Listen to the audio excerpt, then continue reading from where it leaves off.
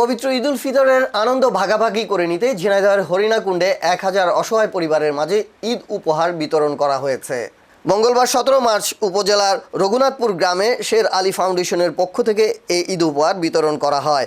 এ সময় গোল্ডেন অ্যাগ্রোভেটের ব্যবস্থাপনা পরিচালক জাহিদ হাসান, মান্দিয়া আইডিয়াল কলেজের অধ্যক্ষ রফজল হোসেন, মান্দিয়া মাধ্যমিক বিদ্যালয়ের শিক্ষক আব্দুর রশিদ সহ অন্যান্যরা উপস্থিত ছিলেন। পরে ঈদ উপহার হিসেবে ওই এলাকার 1000 পরিবারের মাঝে শাড়ি ও লুঙ্গি বিতরণ করা হয়। ঈদের আনন্দ যেন সমাজের সকল স্তরের মানুষের মধ্যে সমানভাবে ছড়িয়ে পড়ে, সেই লক্ষ্যেই এই কার্যক্রম নেওয়া হয়েছে বলে জানান আয়োজকরা। ভবিষ্যতেও এ ধরনের মানবিক কার্যক্রম অব্যাহত রাখার আশ্বাস তাদের। আমাদের অত্যন্ত স্নেহের অনেক ছোট মানুষ, কিন্তু ওর মানসিকতা অনেক।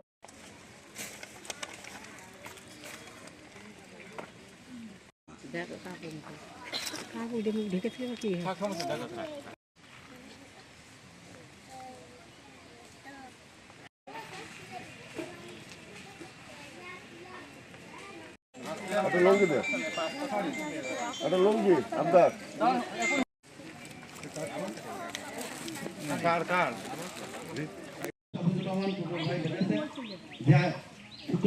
প্রত্যেকটা মাসে